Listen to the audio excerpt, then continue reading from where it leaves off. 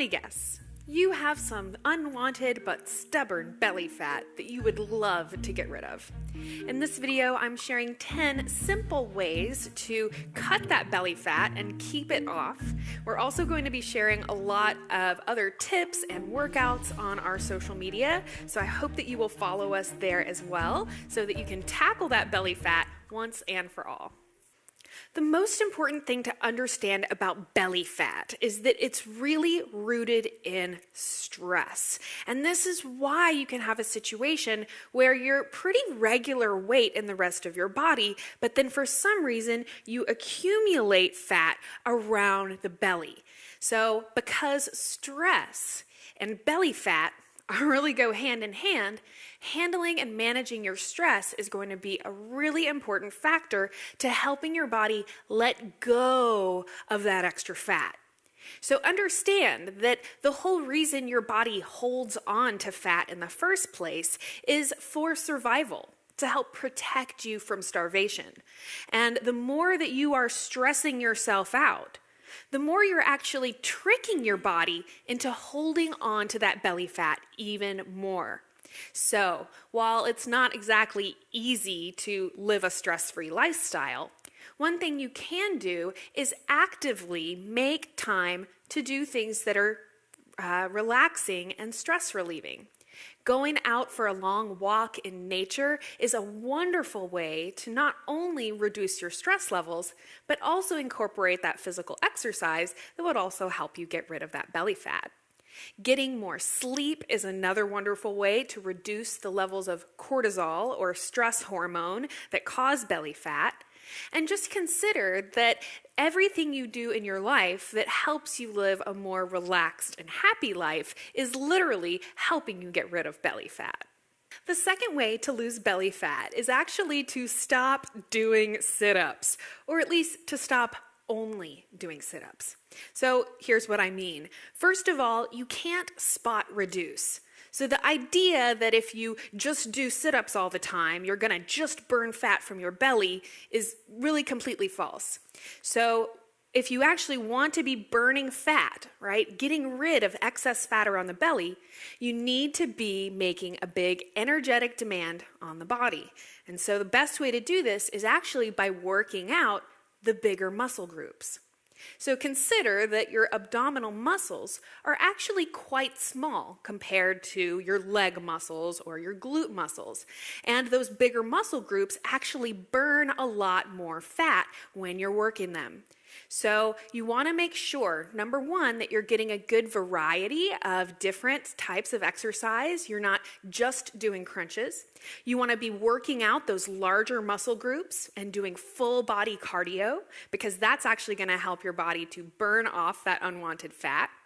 And then thirdly, understand that if you're overworking your abdominal muscles and you're not giving them a chance to recover in between those workouts, you're actually creating a bigger problem in your abdomen. And even if you can get rid of the belly fat, those muscles are not going to have the definition that most of us are looking for. Number 3, stop skipping meals.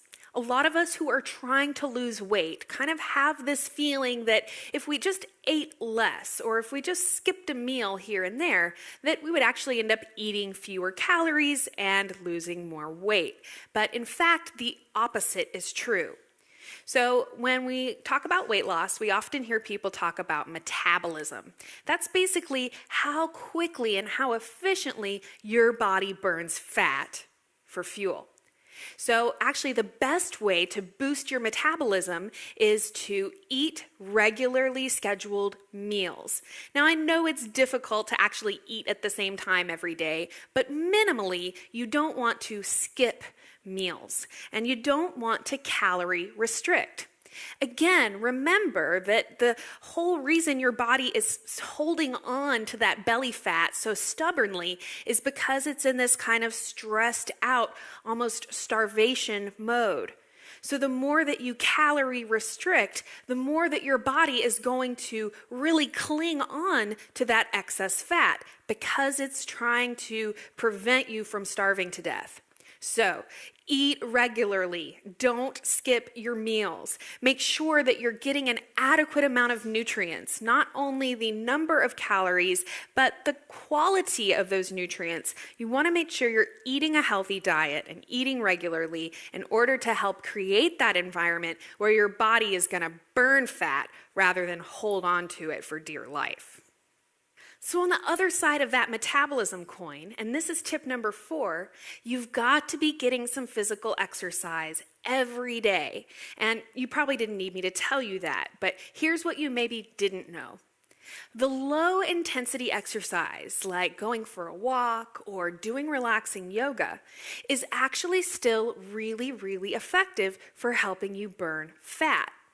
And if we also consider that first tip about stress, again, we can see where low intensity exercise can actually be a double bonus because it's not going to be as stressful on the system as a more high intensity type workout. So a lot of people out there they dread going to the gym, they dread having to sweat and do some crazy workout.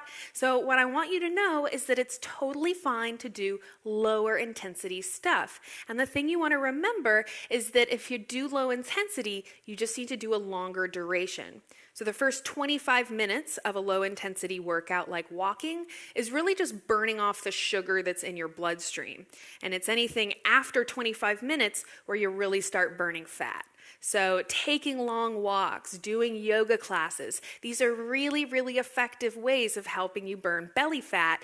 Being more active on a regular basis is also going to help you literally burn fat while you sleep. Not only because most of our fat burning occurs while we sleep, but because when you are being physically active on a regular basis, your body is just burning more energy even when you're being sedentary. And who doesn't want that? Also, the more muscle mass that you have, the more fat that all of those muscles are going to be burning. So simply creating a more active lifestyle, doing whatever it is you want to do that gets you active, is going to be really, really crucial. And then tip number 5 would be incorporating high-intensity interval training wherever you can. So basically doing little bursts of very high-intensity exercise in the midst of your workouts. It's a really great way to just help push you up to that next level. So tip number 6, and this is a really important one, is about protein. One of the biggest mistakes that people make who are trying to lose weight is actually eating too much protein rather than too little. So it's recommended that you only need 3 to 6 ounces of protein at a single meal. And consider that most people are eating significantly more protein than that. So it's very important that you do have protein at every meal, okay? It's very important. But it's also important that you don't exceed that 6 ounces. Because over that amount, protein actually starts becoming toxic when it breaks down in your body. So make sure it's at every meal, make sure it's not too much, and make sure it's high quality. Because most of those protein powders out there with soy protein isolate and whey protein, this is just trash in terms of quality. So I have a couple videos on sources of protein that you can reference to find those good quality sources. But man, oh man, this is such an important tip. Another important thing to do is try to eat vegetables with every meal, or at least as close to it as you can. So not only because vegetables have all these important nutrients that help your body do the functions it needs to do, like burning fat, but also because when you eat vegetables with your meal, it actually creates almost like a coating around that food as it moves through your digestive tract. It actually improves your body's ability to digest the meal you just ate. It improves your body's ability to break down that protein that you ate, and it kind of slows the process of that meal moving through your digestive tract, so that meal will keep you feeling fuller longer.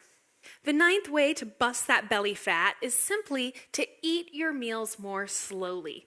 When you chew your food more thoroughly, you're actually going to release more digestive enzymes into the food. So literally, you digest the food better the more that you chew it. Also understand that when we're eating really fast or eating while we're doing something else, it's a stressful condition for the body. So thinking back to tip number 1 about reducing stress, a great way to do that is simply to have a slower meal where you're being more conscious and just paying more attention to your eating rather than eating on the go. My last tip is to try and keep your insulin levels low and to avoid spiking your blood sugar levels constantly throughout the day. Now, I've talked about this in a lot of different videos that you can reference for more information, but the bottom line here is this. Not only does sugar spike your insulin, but refined carbohydrates like white bread and potato chips are just as bad. So trying to avoid those foods as much as possible, especially when you're snacking.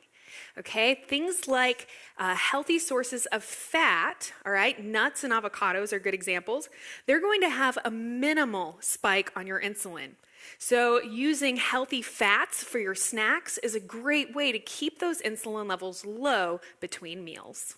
So I actually have dozens of other tips about weight loss and belly fat. If you would like to see more videos on this topic, please let me know.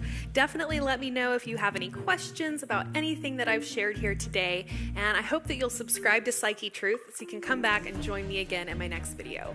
You can learn more about me at karinarachel.com. And until next time, guys, thank you so much for watching.